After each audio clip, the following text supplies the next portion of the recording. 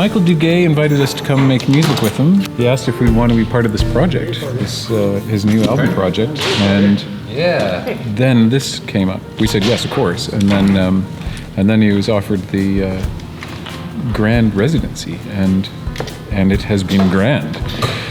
Have all this space and actually be able to make noise. And Doug, the sound technician, we could all play.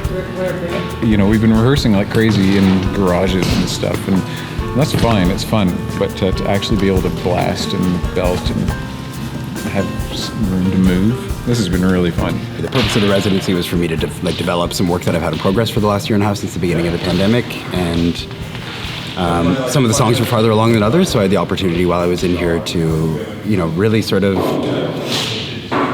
kind of pull them in all sorts of different directions and arrive on, just new ideas to incorporate into the existing work, and in some cases things got totally reworked, and so that included everything from like composition and arrangement, lyric writing. I don't think I really did any of the things I was planning on, but I did a lot more.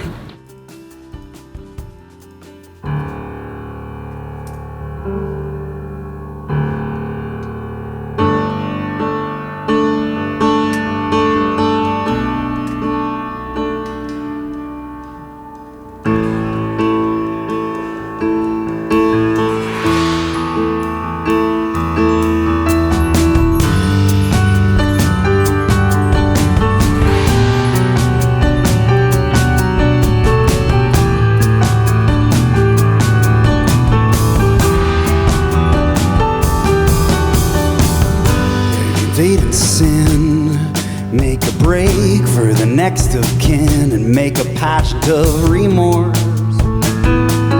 Patch of remorse. With the context of coming, at sort of the tail end of this pandemic, and my house is small and I share it, and it's not always the most comfortable space to make noise really loudly, and so being able to just work privately, uninterrupted, with folks around who I know who are respecting the space and the silence that I need to work, just allowed for me to approach ideas a bit differently than I would at home, with the amount of time that I had over the course of the week to spend as much time as I wanted to develop ideas as far as they needed to go. Having that sort of space and that sort of time, you can make more mistakes.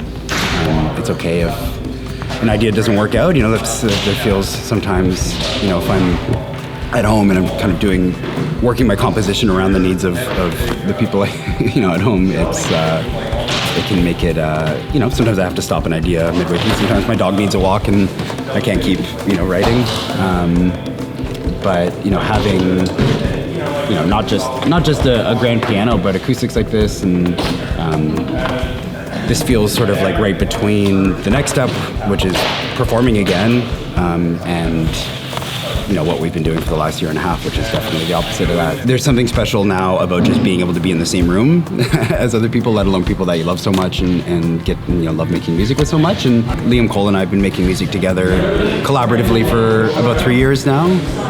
But Teilhard and Jason and I met earlier in the pandemic when we were briefly in the Green Zone, and we were able to do some, a bit of playing in the same space, and so it's been pretty wonderful to develop new collaborative and close personal relationships throughout a pandemic. And so much of that is we get this short window of time where we can get together and rehearse, and then we're back to not being allowed to. So just keeping up through communicating with one another and getting to know each other that way. But to be able to be new friends, sort of a new project, new songs, in a space like this. This was just one really significant step in what I've been working on, and also a really significant step in just getting prepared to get back to work full time, playing music all the time. And it means a lot that the city and this venue are open their doors and are allowing local artists in a community where there's a lot of spaces that aren't always particularly accessible to local artists. It means a lot to be part of that, to be the first person to be able to do that.